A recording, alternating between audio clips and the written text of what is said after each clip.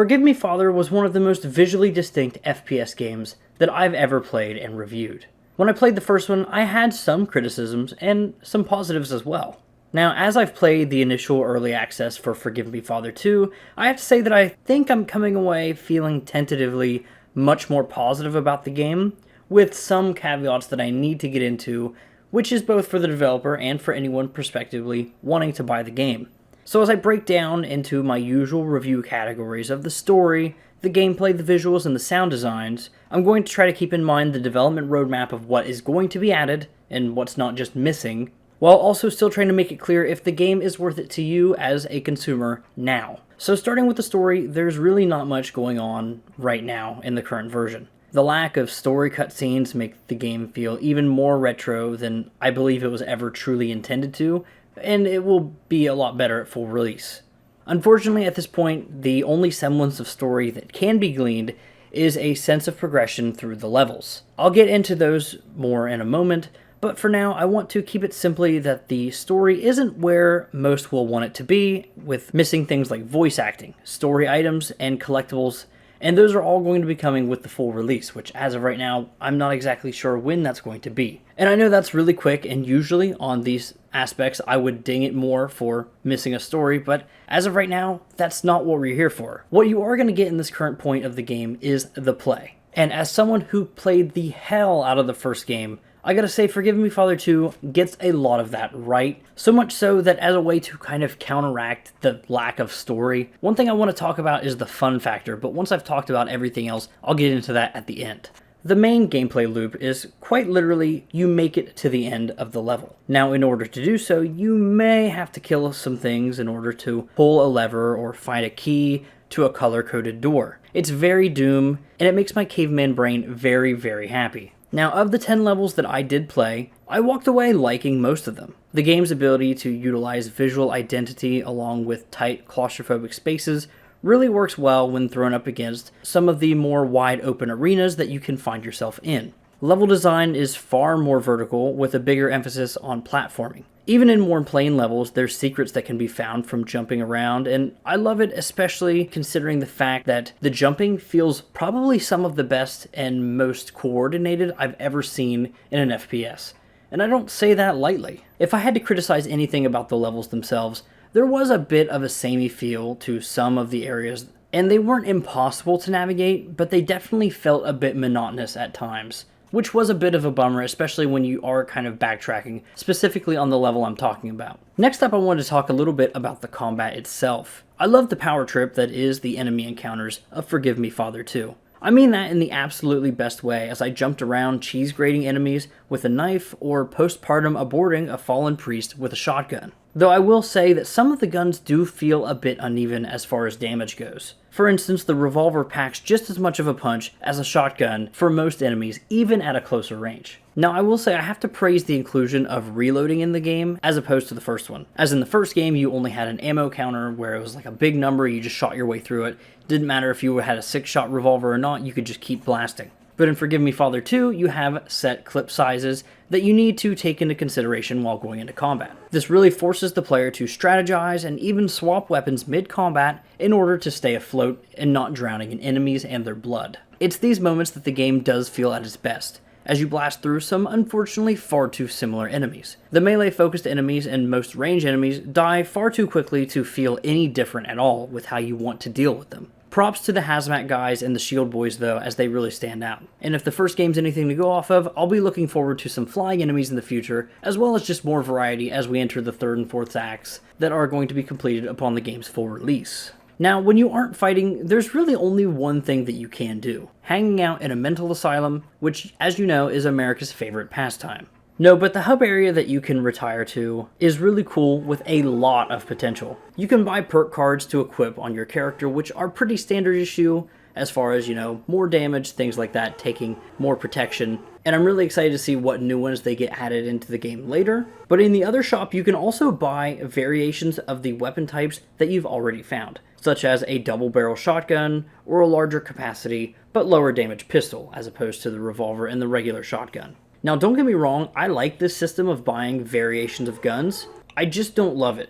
Not with how it could have been. In the first game, you could spend experience on an upgrade tree for your weapons, allowing you to either follow a more tech version of your weapon or some kind of cosmic, creepy, writhing, living thing that you hold and it shoots for you. To me, it's a huge shame that this didn't make its way into the game, because that was one of my favorite aspects of the first game. But at the same time, I'm torn because I don't want to judge the game for what it's not, but more so of what I think it should be. I don't know, it's hard. I'm sorry. But to round out my thoughts on the gameplay and to mention the story as a whole, I hope that the random NPCs decorating the hub can be given stories. I know they all look very similar, but if a quick one-liner dialogue could tell you something like, "Hey, when I took cover here, I dropped my trusty dildo I call Old Reliable on the docks. Could you find it for me?"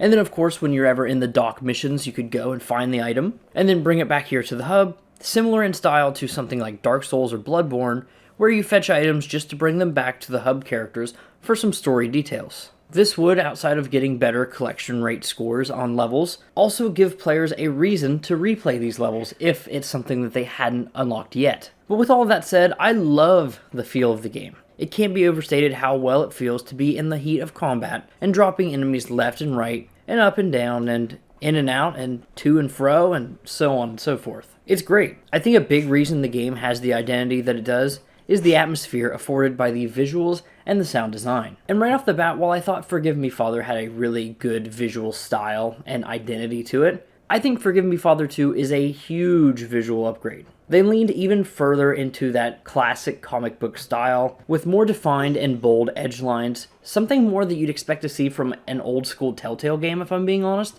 and it really adds to that comic book feel that they were initially going for. Continuing with that comic book feel, the guns in the game and their reloads, their shooting animations, everything feels straight out of the Spider-Verse, with the main game itself running very smooth, flawlessly, no dips in anything whatsoever. The guns themselves have that really, really low FPS in your FPS game, and it's just really cool. And as for what you're using your guns on, you have the enemies themselves, which look very, very nice. One thing I noticed when looking back at my review for the first game as opposed to this one, you can now see the enemies changing direction, even facing the opposite direction of you, which is really cool because you have all of these different angles that you can see these enemies from. Even though they're not turning smoothly, you still see these different shots and panels and side profiles that really translates really well into telling the player exactly what that enemy is trying to do. Though it did make it all the more evident when an enemy was randomly trying to run away from me when he was a melee specific enemy, so he should have been charging me. So, that's a different story for a different day. I'll talk about potential bugs or issues I had in just a minute. But back to the enemies, my favorite aspect of the enemies in this game is, well, the blood. When you shoot them, they'll explode into a pile of blood on the wall, the floor, the ceiling, the water, anywhere that you can get it to, it's gonna go there, and it looks awesome. Especially when you use your madness ability and it turns the screen black and white, leaving only the red. And it looks really, really cool, and it's so, so inspired. I've already talked a bit about the level design earlier on, but I have to say, the levels in the game are gorgeous. There's light reflections I've noticed around, whether it be glass in certain environments. It looks really nice. On top of that, I noticed that there's like smaller objects decorating, which makes the world feel much more lived in, and it definitely feels like these environments are a lot more believable than the first games were, for sure. Though we haven't seen all of them from the game yet, to be fair. As I said earlier, there's a lot of exploration, and one thing you're going to notice is you've got that classic yellow that does tend to mark your way forward, but it's a dulled color of just like a sheet or a cloth, hung over something, so it's nowhere as much as an eyesore as like the paint on a ladder or something. The level variety is also pretty good for what's here so far. With the levels I played, it took me about 2 hours to complete, which is on the shorter side, so that's something to consider while you're making your purchasing decision. But one thing I was struck by was the variety of the levels themselves. A lot of these levels did show up in 2 different forms, which I thought was an interesting choice to not just have completely separate levels, which for the most part they were, but there were some overlaps in the geometry and the layouts of these levels in a way that made the player feel familiar, and then also each of these levels were contrasted by one being at night and one being during the day, which felt really good for the difference in tone and atmosphere, and I'm really curious to see what kind of story gets thrown in between there. But speaking of day and night, the final thing I really wanted to touch on was the lighting of the game, which feels really, really good. The game is dark. It really commits to that complete darkness, and there's certain environments that you may be only seeing enemies' outlines unless you have a chance to wind up your World War I styled light. Something I actually saw earlier this year with Amnesia the Bunker. Both instances of this light being used in World War I games this year have been incredible. I loved it in Amnesia, and I love it here, because in this game it's not so much about making noise, it's so much about the fact that you have to wind it up and it's on a timer for how long your light's going to stay active. Now, in precious moments where you need to shoot, there's definitely a push and pull for that moody darkness and the dangerousness of being in the dark and having to wind up your light. Overall, I walk away from the visuals ultimately telling you right now, look at the screen, they speak for themselves. But between the gore, the enemy designs, which I hope to see more of, the level, variety, and population itself, and pretty much just about everything in between, I absolutely loved it all. Another thing I loved doing was playing the game on my Steam Deck. It ran pretty well at high settings, though there were some dips noticeably. I thought about turning the settings down, but I wanted to push through the level at high. And even so, they've talked about how the controller support is not completely functional as of right now, and it's going to be finalized later. On the Steam Deck, it worked perfectly fine, so I don't really think it's an issue of not being able to play with controller. It's just maybe some fonts or stuff here and there needs changed. Now, I mentioned bugs earlier, and it's mostly just minor pathing issues. For instance, one of the enemies that I refer to as like the hazmat guys, I broke his suit, so they kind of go into a suicide run at you at that point. And he was up on a ledge, and for whatever reason, his pathing didn't allow him to drop down to get to me, making it super trivial and not an issue to defeat him whatsoever.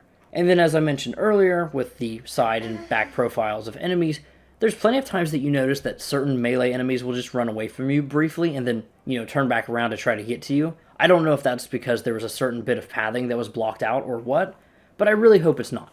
But as I've already said, the atmosphere of the game is a sum of many parts, one of which being the visuals, and the other major part, in my opinion, is the sound design. At its best, I think Forgive Me Father is trying to replicate that high-speed, heavy metal, high-tempo, music-to-gore ratio that just really feels like you're on a power trip, which the game's visuals represent as well. But I think the range of the game to go from that high, heavy metal soundtrack and the tense moments of combat all the way down to, next to nothing except some drips of water or the groans of an enemy in the next room over is really impressive. And to me, that's when I found myself getting jump scared by the more quiet enemies of the game when exploring around in the darkness. As I've already mentioned in the story regards, there's really no voicing in the game of any relevance as of right now, so I can't really rate it on that or the story delivery, but I will say the music that is here is really good. I just hope to see more of it in time for the final release. And outside of that, I think all of the guns sound pretty good, whether it be what the enemies are firing at you. They're all very distinct from the few different options of projectile enemies, the grunts of the melee enemies, and even the footsteps in some instances, as well as your own gunshots that you're firing back. The shotguns, the pistols, the machine guns all sound unique and to some degree authentic enough to the world that they're in that World War I setting.